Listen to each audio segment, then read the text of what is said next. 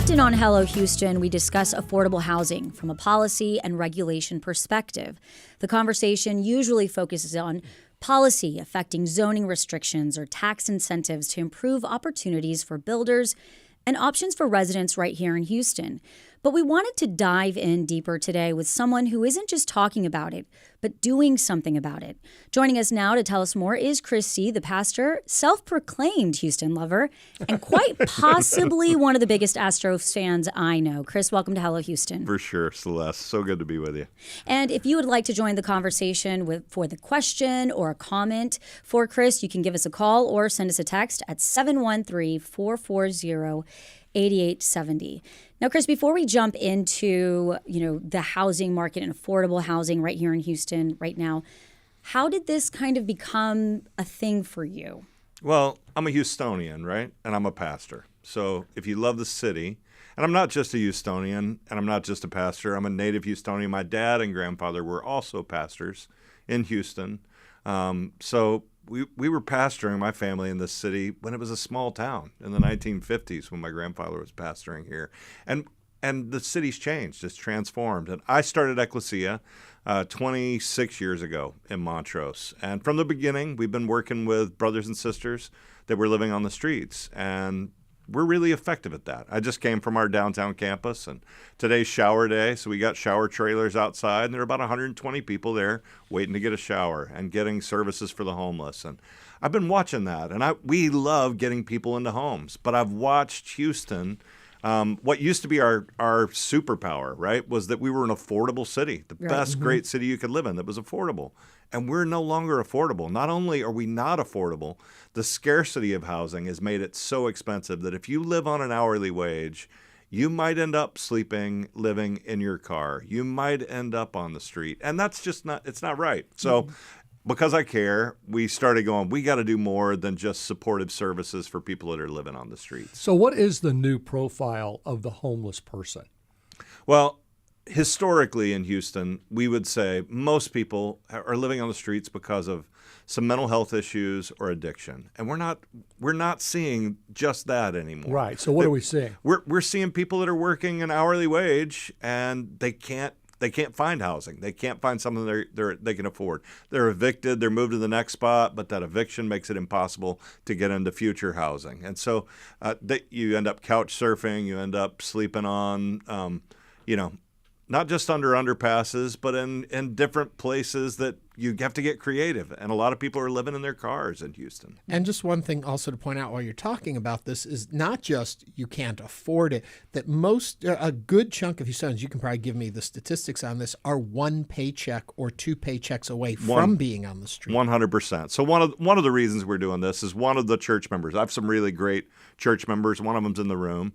And they push me, they push you to go, we got to do something that really matters. Ruth Lopez Turley, who's the executive director of the Kinder Institute's a member of our church. And the Kinder Institute's data says exactly that, right? That about half the people in Houston don't have $300 for an emergency if it were to happen, much less, the money to get in, pay a deposit to get into new housing. So I bring that point up, though, just so everyone listening realizes there's a lot more potential to becoming unhoused than you think. It's not just, like you said, mental illness or drug. It's not just having a low-paying job. You can be having a job. You cannot be doing it, or something could happen, and you could be facing this. But you folks, and this is why you're here today, are trying to do something to fix that. Yeah, so I joined a cohort about a year ago, a group that does affordable housing called Enterprise led. And there were 12 faith leaders, all of us that care about building affordable housing. And some of that's going to happen. One of the great things in Texas is we're pushing for churches to build housing on their land. And our church has 3 campuses, one downtown, one in Lindale Heights that's total Latino, and one over on the west side in Piney Point. And on 2 of those, we're working to build affordable housing. We're looking to acquire more land. And so not only on that land, the thing that occurred to me in that cohort was the reality that these vacant office buildings that are either going to be a blight across the city post-pandemic, they're just going up every day. Or we've got to find a way to convert them to real, safe, clean, affordable housing. And so we've acquired a really great building. We recently got it under contract. It's at 3838 Hillcroft. It's, if you know Houston, you've been by this building. You could walk from there to the original Papacitos on Richmond. It embodies. Oh, wait, maybe I'm going to move. You might want to live with us. It's a great spot. It embodies what's best about Houston, right? We're the most ethnically diverse city in the United States, and I think that means we got the best food. And that spot on Hillcroft is right at the beginning of Chinatown, at the edge of Indiatown, and it's Majoridad Latino. So you've got all those things happening. And it was a famous building at the time, designed by a guy named William Jenkins. He was a famous architect in Houston. He was actually the chair of the architecture school here at the University of Houston. The library for the architecture school is named after him. And it was a classic mid-century building, one that needed to be preserved. So we're working to buy it. It's a lot for a church, about $4.3 million to buy the building. And we've got it under contract, and we're working on it. You can see photos and hear more about it on our website if you go to ecclesiahouston.org/housing. But now, Chris, what about skeptics? There are skeptics that say essentially, churches have portfolios of real estate. How do you balance that? And I know that you talk about SB 854 in an article that you wrote for the Houston Chronicle. Yeah. How do you reconcile perhaps some people that are like, should churches be buying that? Well, some of the best examples we have in the city so far for Houston have been churches like Rudy Rasmus's church downtown, St. John's, that have been doing this work. Our take is if churches don't do it, nobody's going to do it in terms of choosing to build housing that's affordable. None of the churches are going to be getting rich off building luxury high-rises, right? It's not what we're called to do. It's not what we do.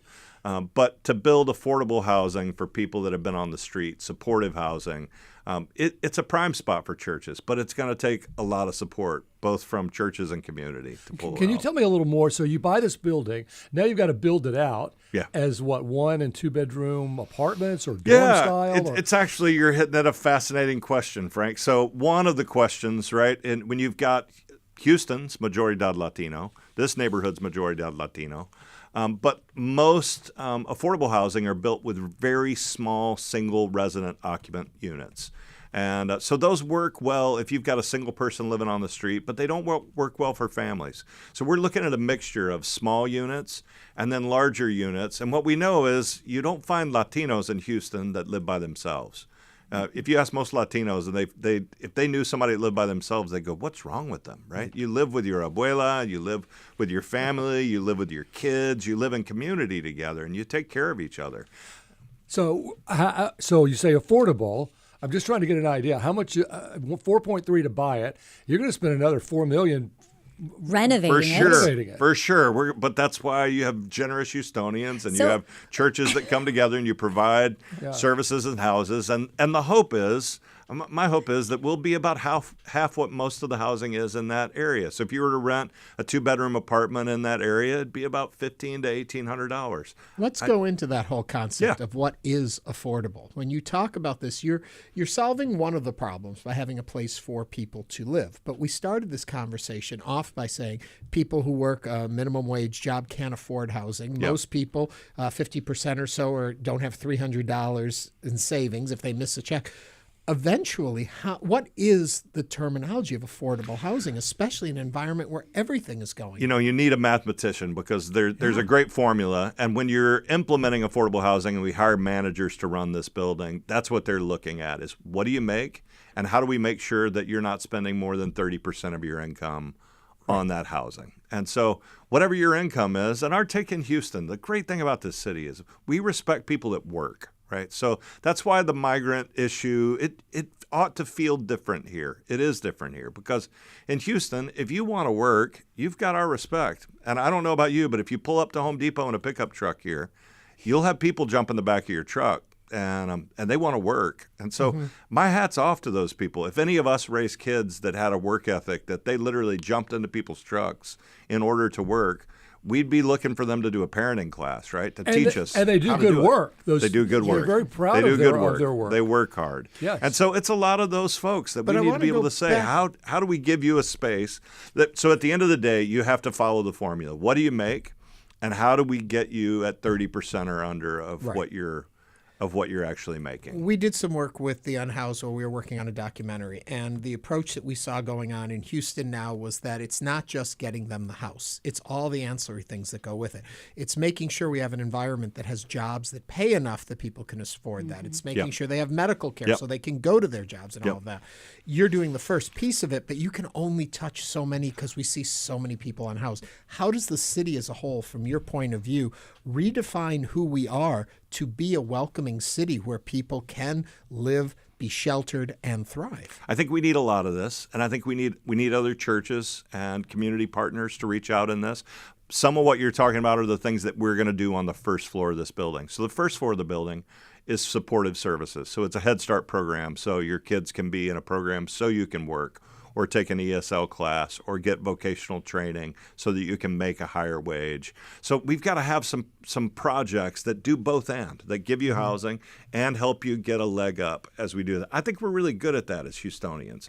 We just got to figure out how to work together. Yeah, but outside of the church and your work, what is your message to city leaders who may be listening, to folks who want to make a difference? How do we look at this city differently as we move forward? Well, make it easy for us, right? So remove the barriers. So where our church downtown is next to the code enforcement building, right? There's a number of things they can do that make rehab, specifically, I would say in Houston, we're going to have massive office complexes come on the market under foreclosure that are either going to sit vacant and not be able to pay taxes, or we're going to find a creative way to do something amazing with them. That will take help from the city, that we're going to have to be able to come in and say, how do we adjust a code? This is an industrial elevator, and it's made for an office building, and it's not really that different than a residential elevator. Let's make it easy to recode it so that it passes the inspection. And we can either be friendly or we can be unfriendly. We also had a comment on YouTube from Cosme Garcia who wants to know, will rent be tied to income and means testing? What you want to do is go into the neighborhood and you know the median income in the neighborhood that you're working in. So in that way, it wouldn't be tied to every single person's income, but you target that medium lower income so that those folks can have access and be able to pay a reasonable rate. And how long would you expect someone to stay in your affordable housing? You know, if you create the right environment, I think we're going to have people that come and stay for decades. You build this out for the long haul. It's long-term housing. It's not short-term. My hope is that we're really close to Wisdom High School, that we'd have families. We've done a lot as a church with the people. They don't exist fully anymore, that would do wraparound services for the public schools. And what we find is they're struggling with students that, how are they going to advance in school when they're sleeping in their car and they don't have a place? And so we're going to work a lot with the school to say, who are the families that need the most help? How do we give them stability and help them thrive? So for people that might not be religious at all, they don't go to church, would you say that in some ways that you're crowdsourcing funding for this? Yeah, for sure. I think this is an opportunity for everybody to chip in a really tangible way and go, let's try an experimental project, right? A vacant office building that would have been demoed, or it would have just sat empty as a blight. Why not transform it? And by the way, it's this poured concrete building, right? So it's not going anywhere. There's not the worst storm that comes to Houston. I mean, it's just not going to touch this thing. And so it would be a shame to tear it down. Let's do something together where we transform it, create an environment, and then see, maybe we could do it on a larger scale. Maybe we can be a model for other communities and other service organizations to do something that really continues to advance the impact. Now, Chris, you were in Austin and you testified to Congress about this.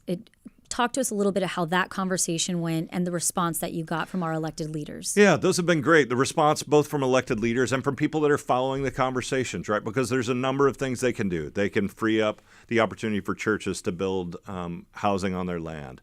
They can free up lot sizes so that we can build multiple spaces. We can put ADUs in existing homes. And, somebody's got a backyard and all of a sudden, you've got another part of your family that can live in the backyard. That helps solve this problem. Because at the end of the day, all of this problem really is about supply and demand. And the reality is it's about inventory. We don't have the inventory for housing in Houston to make it affordable. And what happens when inventory goes down? Prices go up. and prices have gone way up. What's your timeline on this project? So we're in the process to get some of the tax credits. It qualifies for some historic tax credits. That's really important on this project, and we're moving through that process and hoping to start construction middle of 2026. So wow, yeah. So what's the name of it? It's called The Hill. So it's the Hillcroft Affordable Housing Project, or the Casa de Hospitalidad. Let's step back from just the project itself. And I'm assuming your studies, your look at other communities, other places around, let's even go globally. Yeah. How do they handle this situation? Where have you seen true success stories, and what are the elements that make that happen? There are a lot of them. And so places like New York City are places that we're looking, because they've had to deal with this problem a little bit longer than we have. I've got a coach who's a pastor in Brooklyn that they're building affordable housing at a massive scale, right? Mm-hmm. And he's got people. What happens is people like me, pastors aren't perfect, and none of us are, but we care about the people in our community, and we're aware of what's going on. And so what I'm learning is, whether it's in Detroit or whether it's in Brooklyn or whether it's in D.C., there are pastors there that have been going, this has been a problem for a while. We need to do something. And so my coach in Brooklyn, I'll be up there to see him and learn how did they do this and who managed this problem. And we're all kind of working together to try to figure it out. So from what I'm gathering, you pretty much feel it's the inventory is the main problem. Well, inventory, it all comes down, if costs are going to come down, inventory has to go up. And the reality is there is not enough housing in Houston for the people that desire to live here. And we're going to continue to grow, and we should continue to grow. We're the best city in the United States. Nobody compares to us in any of the ways. Nobody compares to our Astros that are going to go on a tear this week, or the Texans tonight. Yeah, my wife Kristen and I will be at the game tonight. It's Monday Night Football. We're going to win. We've got so much going on in this city. But I will promise you, the best part of our city is over on this corner. If you go to eat great food with Kaiser over at Himalaya, right? That Anthony Bourdain loved that restaurant, right? You start going down Bel Air, of 12 miles of just unbelievable Asian food. You start to see a picture of, like, this is a great city to live in. Speaking of painting pictures, do me a favor here. Probably not where you usually want to stand, but help us understand what the picture is if we don't do these things. Oh. What happens to our city? I think we are going to see hardworking, good people and their children living on the streets in places that are not they're not safe, clean. It doesn't give them an opportunity to do well. And what happens? Crime goes up, poverty increases, and people that have the potential to really contribute to society are not in the place to do that. So investing at this point gives you better rewards later Huge on. rewards. Saves you money. Huge rewards. And that's what we need as a city. Some massive investments. And in Houston, we don't wait for the government to do it. We expect the government to help and not be an impediment. But in this city, citizens come around, and I'm glad FEMA helps after hurricanes, but you know who helps is Houstonians help. Like churches help, community partners help. And so this is the same kind of problem. So it just makes sense as a pastor, like, you do something. Which, Chris, I know this is way off topic, but I have to ask you, because on Hello Houston, we bring a lot of different views and perspectives to the conversation. What is it like pastoring in today's day and age? I mean, and I know that's a really big question. It is. But just from your perspective, and we only have like a minute left, but still. Well, curious. I came to this work honestly, right? My dad and grandfather both pastored in this city. I think the political climate is really a hard place for us to lead well. But it's the same experience I get, Celeste, when I do these trips to Israel and Palestine. I've been leading the church. My grandfather did 30 trips to the Holy Land in his life. I'm only at 18. But our trips spend equal amount of time with Palestinians and with Israelis and with Jews, right? We have some good friends called the Chefs for Peace, and they're Christian, Muslim, and Jewish chefs. And the politicians in Israel and Palestine can't figure it out, but the chefs know what to do, right? Regular people know what to do. And so as pastors, what we want to do is get people across the table. We have an expression at Ecclesia that we say, it's impossible to hate people that you eat great food with, right? Now, if you eat bad food, you might hate them. You can hate them then. But if you go to Papa's Brothers, right, or you go to Los Tios, or you go to one of the great restaurants in our city, and you sit down and you hear other people's perspective. So as a pastor right now, our obstacle is nobody was listening. Your show helps, right, because people can listen. We think as pastors, we have a role in that too, to help people will you please be curious and listen to each other? Well, they are listening. Tell us, how do we get involved in this? How can we help you? So if you go to our website, ecclesiahouston.org, and just go to /housing. You can look at the rest of the website if you want. It talks all about this project. It gives you a place to give. I would love to. I've told people, if you want to host people in your home, I would love to come have dinner with you. I'm an amateur sommelier. I'll pour wine for you. And invite friends to say, would you guys want to give to something like this that would help build housing for Houstonians? There are a lot of ways. We're going to have service opportunities going forward in the building. We're going to have great partners in the building. But we think it's important to innovate and try something new and see how we can all work on this problem together. Good luck. Chris Seay of Ecclesia Houston. Chris, thanks for joining us today on Hello Houston. Thank you.